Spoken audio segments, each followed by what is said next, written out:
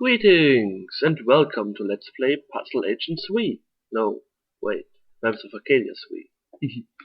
Yeah, it's the screen saver of the game.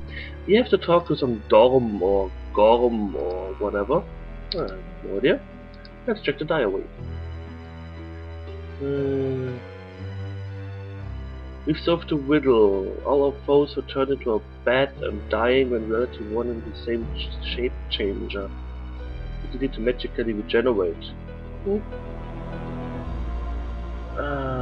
Apparently one of the city traders called Gorm Doldrecht had gifts sent to the orcs. Let's go to Gorm Doldrecht then.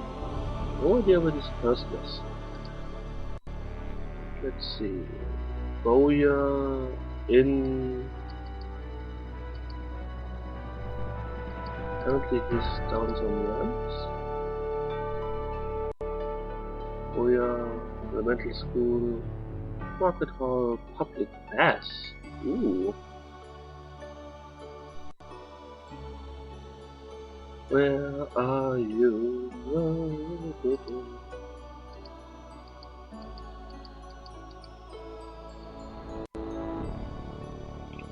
Yeah, that would be easy to find. But let's go to the baths first. Oh, party needs some rest. Whee! Baths! Are you the baths? You pay 1 silver coin per person. This allows you to spend an entire day in the public baths. Let's do both. The entry fee covers everything from bathing and messaging to a decent meal. The attendants are very conscientious in trying to fulfill your every wish. Oh, that feels good. Whew. 1 silver covers everything. That's pretty cheap. Okay, it is 21 hours, so we sleep for 13 hours. Wonderful. Okay, we are fresh, we feel good. Let's go down and do stuff. For Riva and whatever. Wait, I have to rearrange my recording. Yeah, wonderful. Whee!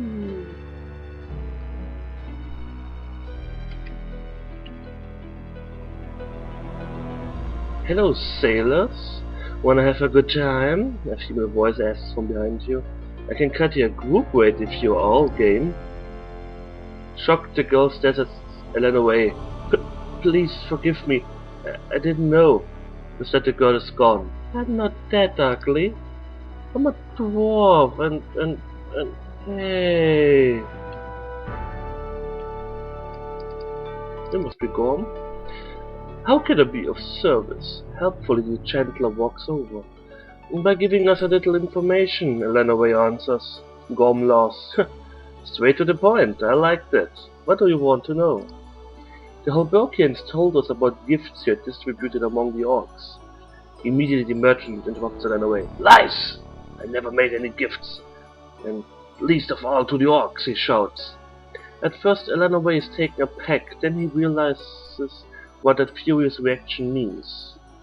All the color drains from the merchant's face when he sees Elanarae's expression. Leave me alone or I call the guards, he screams. Calmly, Elanarae walks over to the exit and Gorm starts to relax. But then he puts the closed side in the window and locks the door. With one leap, Elanarae is back in front of the merchant and grabs the panicking man by the lapels. Out with it, he hisses in a dangerous, low voice. Gorm Doldrecht collapses. I don't know anything, he wails. Nothing! Morakdice takes some leather songs from the shelves and starts to bite the Chandler, who doesn't even try to resist. A clean piece of cloth serves as a gag and the job is done. A search of the house doesn't turn up any clues. Victorian robot picks up the bound merchant and deposits him on a table in the next room. Now we'll conduct a professional interrogation, she declares as a show of competence, and selects a particularly big knife from a display. Shouldn't we remove the gag first? Elanarae asks worriedly while Victorian Robot moves the knife speculatively across various parts of the merchant's anatomy. Time enough for that if it doesn't answer in the next half hour, Victorian Robot replies in a level voice. The merchant is squirming in fear. Quiet! Victorian Robot snarls. Then she nails the man's right earlobe to the table with the point of the blade. Gordon's eyes are bugging, but he dares not move his head. Unperturbed, Victorian Robot pulls the knife free and starts cleaning the point with the gag she takes from the Chandler's mouth. One peep out of you and your neck will be next, Victorian Robot threatens. Gorm Doldrecht is a ringing coward, just as Victorian Robots expected. In a trembling voice, the merchant starts to talk. It was in the middle of the night. There were two of them in a cart from the castle. All they had was a chest with amulets. Nice work, but totally worthless. They wanted me to distribute them to the orcs. Paid good money for it. Threatened if I ever tell anyone. Gorm clams up in horror. And he realizes that's exactly what he's just done. The knife Victorian Robot is balancing on the point of Gorm's nose reminds the merchant of the much more immediate danger. From the castle? Who? Asks Victorian Robot. Fearfully the bound man eyes the knife. The judge, Boss Bayanuk, and some guardsman. I don't know his name. Apparently lost in thought, Victorian Robot runs the knife across the victim's face. Well, she finally declares, that looks like a really hot train. Without another word, Victorian Robot loosens the songs and puts them back on the shelf. Next, she puts the knife back onto the display. The merchant is still regaining the use of his limbs. Then Victorian Robot unlocks the door and takes a closed sign down. Then she wishes the merchant a good day and you leave. Okay. Aha, interesting. For no apparent reason, I'm going to the graveyard and put some of my stuff in there.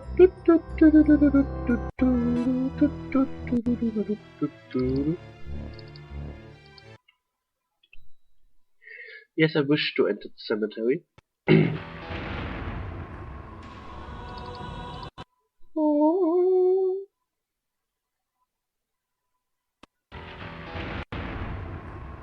Okay, what don't we need? Gosh, I'm so full packed with stuff, it's unbelievable.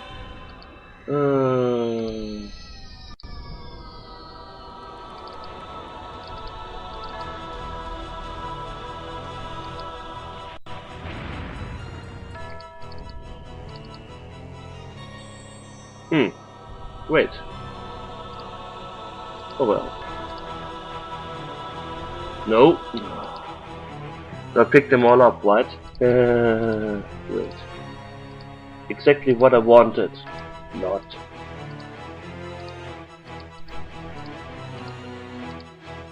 Oh well. I'm going to do some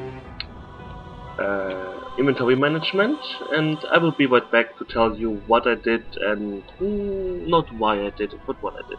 Be right back. And I'm back. Yeah.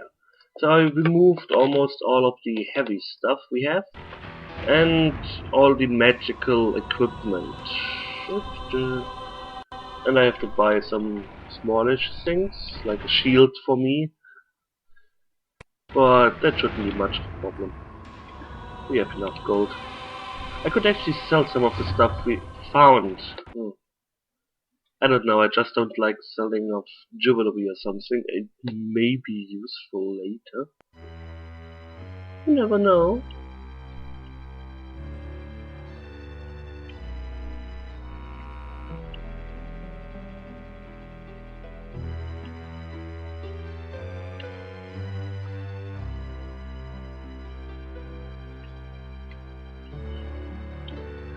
Oh well, we'll still have to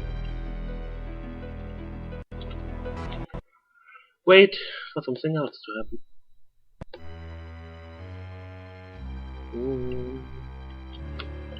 Okay, I need a weapon for Lady Gilvan. I need... oh, that's kinda it. Okay. Need a shield for me, and Lady Gilvan needs a weapon. I have no idea what druids can actually wear as a weapon. But she can wear cudgel. Wait. She cannot use throwing stars. That's kinda sad.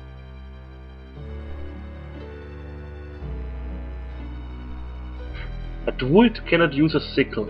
What? Well, that person is a weapon. Huh. I doubt she can use any of these. Let's give her the grain flail. No, what is that? I'm really heckling. Wait. Whoop. And whoop. Okay.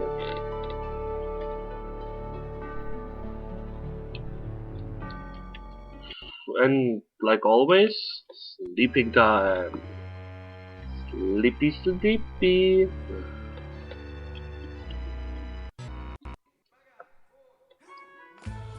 Let's sleep for 24 hours.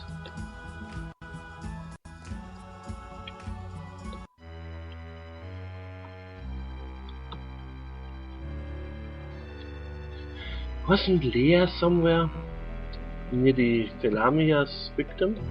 But we have to talk to her.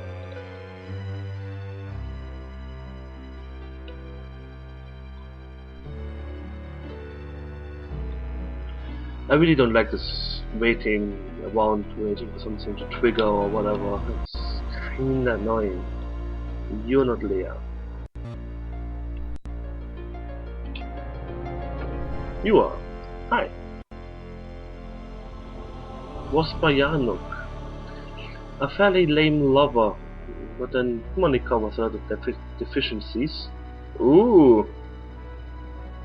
Yeah. Dirty girl. What's she this? I have no idea. Let's ask her around town. A small spy hole opens in the door. Two big frightened eyes stare out at you, and a female voice asks, "Who are you? What do you want from me?" For a while the woman's eyes dart between you, then she seems satisfied you're harmless, and she opens the door. "Oh yes, we are harmless. We are armored to the teeth. We have weapons with us, and yeah." Vospayano. "So what do you think of the judge?" "You can't trust the judge anymore since he's jumped up with this Tarek. Anyone who crosses the judge is eliminated by Tarek. That's what's really going on." "Gods, I've left the back window open." With that the woman shoves you out the door, and before you know what's happening to you, the door is slammed in your faces. Immediately afterwards you can hear the shutters being closed in the backyard. "Oh yes, we can go to our lovely friend Tarek. Let's see what he can tell us."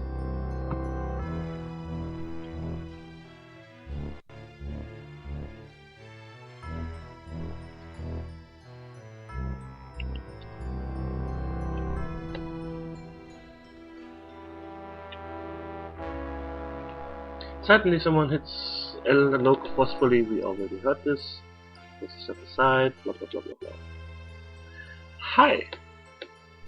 Hello, come in. What's bothering you?" "Vospayanok." "What do you know about Vospayanok?" "Well, as I'm sure you've heard by now, officially I work for him. The judge likes to get another man into his bed on occasion, but he hasn't enticed me." "Okay. Most of the arrests here in Riva are probably due to his want of sexual diversion.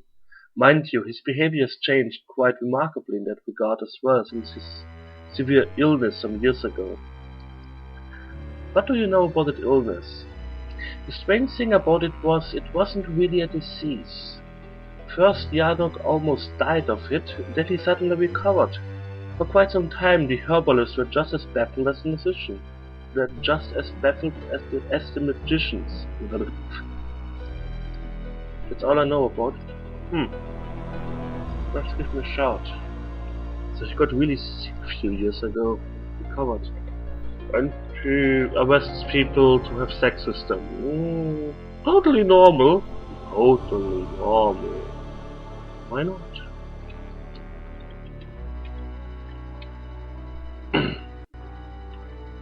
Oh, hi.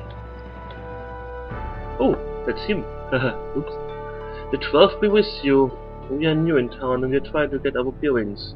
But do come in. I will gladly answer questions as far as I'm able. What can says about pirates? The worst scoundrels of several hundred miles around are congregating on Sorek. There's a lot of talk about them at every council meeting, but there hasn't been a decision about an actual strike against them yet. Sorek is far away, and those calling for action, the loudest, are those least willing to provide it. Oh, sorry for not asking in sooner. Who have we been talking to? As Elanarae from the door, the man stands up from his chair and introduces himself with a suggestion of a bow. Boss Payanok, a city and country judge at Riva. Oh. Good to know. So, nobody contacted us. I guess we will sleep the rest of the time off and hope something happens.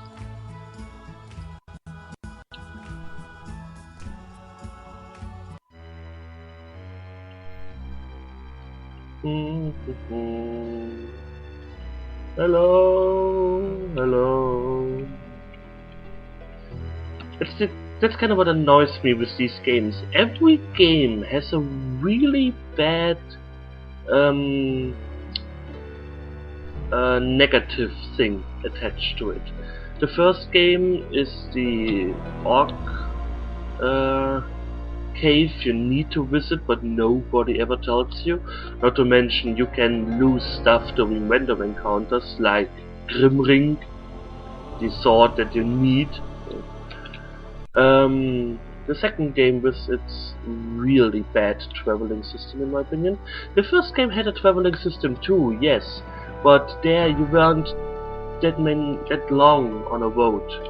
You were usually on the road for 2-3 days and you are in the city again. If somebody catches a cold or something, they don't die immediately. While in the second game the travels take a lot longer. So you're off for 1.5 weeks or something, and yeah, if your elf doesn't find some food, you're screwed. But because you can't carry so much food, but oh well. And this game with its all of this, oh, let's hope for something to happen, la la la la la la. I still prefer this over the other two, but it is kinda annoying. Myself from the beginning of the 5th. I guess we will sleep for a few more days and hope something happens. We could visit Gorm again. He would be happy to see us. I want a dormitory for 4 days.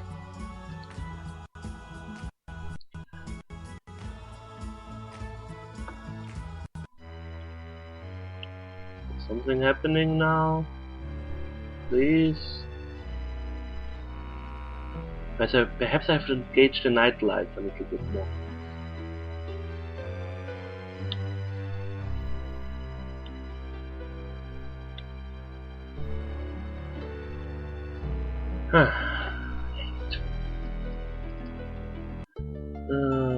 Notebook. I put a receipt book in.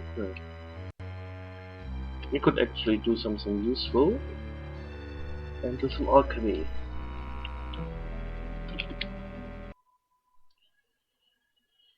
Yes, I wish.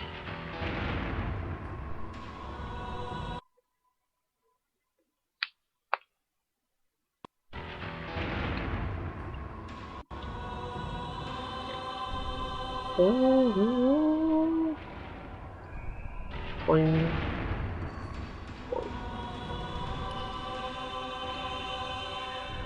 Oh, I need armor.